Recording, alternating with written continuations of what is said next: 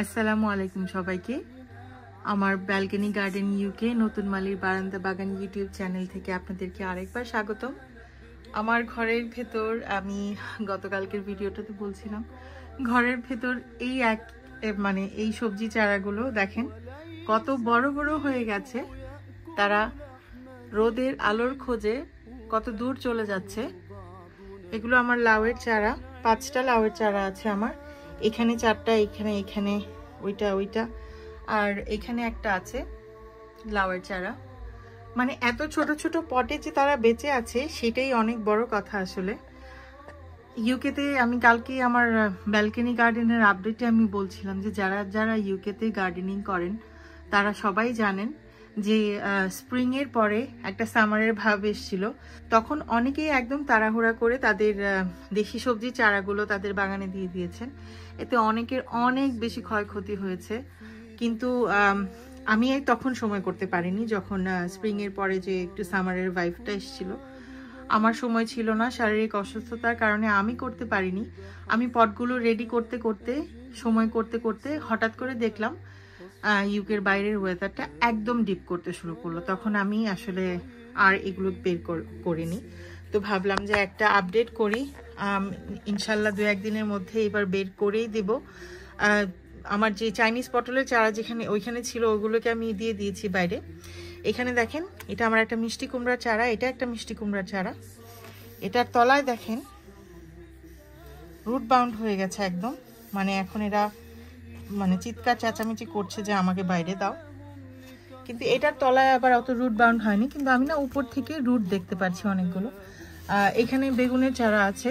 Sorry, আমি অত ভালোভাবে দেখাতে পারবো না, ছোট্ট একটা জায়গায় উইন্ডো সিলে আমার এগুলো রাখা। তো ওইখানে একটা বেগুনের চারা, আর এই একটা বেগুনের চারা এখানে, আর এখানে আমার একটা মরিচের চারা যেটা আমি বীজ থেকে করেছি। কয়েকটা আমি ঘরের ভেতরে রেখেছি, বাকি সবগুলোই বাইরে। যেটা দেখাচ্ছিলাম 2টা মিষ্টি কুমড়ার চারা লাগাবো ইনশাল্লাহ। ওইখানে 2টা বেগুনের চারা, এখানে একটা বেগুনের চারা আছে। মাশাল্লাহ দেখেন বেগুনের চারাগুলো ভেতরে থেকে থেকে বেশ ভালো হচ্ছে। কিন্তু সেদিন আমি একটা চারাতে খেয়াল করলাম, 2টা চারাতে আসলে এরকমটা খেয়াল করেছি।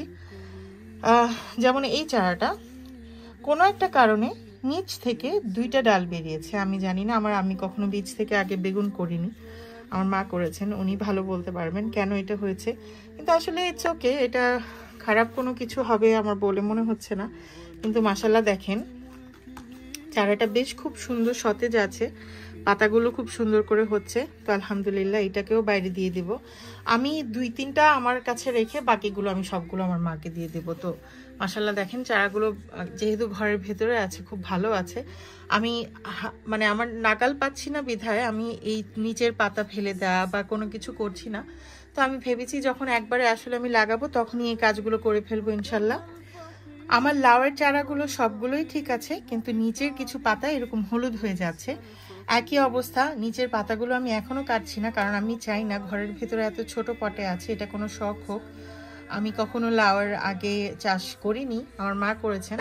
তো আমি যেহেতু এবার প্রথমবার বারান্দায় করবো, আমি কোনো রিস্ক নিতে চাচ্ছি না। আমি চাইছি যে এইটা যখন আমি ট্রান্সপ্লান্ট করব বড় পটে, 2-1 দিন পর যখন একটু শেকড়টা সেটেল হয়ে যাবে তখন আমি পাতা ছাঁটাই করে দেবো ইনশাল্লাহ। মিষ্টি কুমড়ার পাতা দেখেন এরকম লালচে হয়ে যাচ্ছে, এটা আসলে খুবই স্বাভাবিক। কারণ আমি যেটা দেখাচ্ছিলাম রুট বাউন্ড হয়ে গেছে, এখানে 2-1টা পাতা মরেও গেছে এটার যদিও রুট বাউন্ড হয়নি, তারপর আসলে এত ছোট জায়গায়। আর মিষ্টি কুমড়া খুব ভিগারাসলি বড় হয়, খুবই বেশি, লাউয়ের তুলনায় অনেক বেশি বড় হয়। তো এই কারণেও পাতাগুলো এমন হচ্ছে। একটা জিনিস যেটা আমি খেয়াল করলাম, এখানে একটা ভেতরে দেখেন ওইখানে একটা হলুদ পাতা, আর এই পাতাটা আমি যখন ধরতে যাচ্ছিলাম, এই যে দেখেন আমার এই আঙ্গুলটাতে কেমন যেন আঠালো একটা জিনিস আমি ফিল করলাম। আমি জানি না এটা কি, আপনাদের অভিজ্ঞতা থাকলে আমাকে জানাবেন যে আসলে এই জিনিসটা কি। আমি ওই পাশের লাউয়ের ডালটাতেও সেম আমি দেখেছি, সেম হয়েছে। আর এখানে হচ্ছে এটা আমার মা আমাকে শিমের চারা দিয়েছিলেন 4টা। তো যেটা হচ্ছে গাছগুলো বড় হয়ে দুইজনের সাথে মিলেমিশে একাকার হয়ে যাচ্ছে। তো এটা আমার জন্য আরেকটা চ্যালেঞ্জিং বিষয় হবে।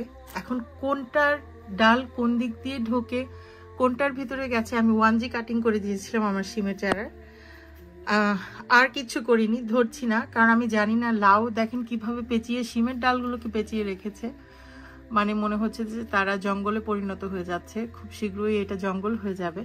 আমি এই জন্য খুব তাড়াতাড়ি আসলে ট্রান্সপ্লান্ট করে দেবো ইনশাল্লাহ। দেখেন একদম জানালা দিয়ে উকি মেরে বেরিয়ে যাচ্ছে, খুবই খুবই আসলে খারাপ অবস্থায় আছে। এগুলোকে বাহিরে দিতে হবে আসলে চটজলদি। যেটা বলছিলাম, দেখেন এই বেগুনের চারাটাও সেম, নিচ থেকে না দুইটা এরকম ডালে হয়েছে, কিন্তু মাশাআল্লাহ খুবই সতেজ, খুবই ভালো আছে এখনো আলহামদুলিল্লাহ। এখানে দুইটা মরিচের চারা আছে। আমি আমার পুঁই শাকের চারার বেলায় দেখেন বলছিলাম যে আমি খুবই লাইক করি এরকম সি থ্রু পটে চাষাবাদ করতে, কারণ খুব মজা লাগে যখন এরকম এরকম ইয়াং রুটস আর এত রুটস দেখি, মনে হয় যে না আলহামদুলিল্লাহ আমার চারাগুলো বেশ ভালো আছে। তো যেহেতু এটার এত রুটস হয়েছে, ইনশাল্লাহ এগুলোরও হয়তো আছে, কিন্তু যেহেতু দেখা যাচ্ছে না আমরা কিছুই বলতে পারছি না আমি। আর এখানে একটা বেগুনের চারা, সে কখনোই বড় হয়নি, এমনই আছে, আমিও রেখে দিয়েছি, কিছু করিনি। লাউয়ের চারা এখানে একটা আছে, আর ওই তো আমার লাস্ট আরেকটা মরিচের চারা। এই তো এইগুলোই হচ্ছে আমার ইনডোর প্ল্যান্টস। এগুলোকে ইনশাল্লাহ 2-1 দিনের মধ্যে বাইরে দেব, বাইরে দিয়ে আবার ইনশাল্লাহ আপনাদের সাথে আপডেট শেয়ার করব। লাগানোটা আর দেখাবো না, সবাই কম বেশি জানেন কিভাবে লাগাতে হয়। মাটি কিভাবে তৈরি করেছি সেটার ভিডিও আমার চ্যানেলে আছে, আপনারা চাইলে দেখে আসতে পারেন। তো আজকে আমার ভিডিওটা এই পর্যন্তই। আজ সন্ধ্যার সময় ভিডিওটা করেছি, কারণ দিনের বেলা এত আলো থাকে এই পাশটাতে, গাছগুলো একদমই ভালো করে বোঝা যায় না। আশা করি আজকের ভিডিওটাতে বোঝা গেছে। ভিডিও কোয়ালিটি খারাপ হলে ক্ষমা সুন্দর দৃষ্টিতে দেখবেন।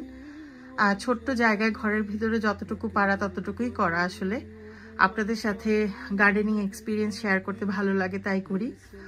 আজকে আমার ভিডিওটা এই পর্যন্তই। আল্লাহ আপনাদেরকে সবাইকে অনেক অনেক ভালো রাখুক, এই দোয়া এবং শুভকামনা নিয়ে আজকের মতো শেষ করছি। আসসালামু আলাইকুম।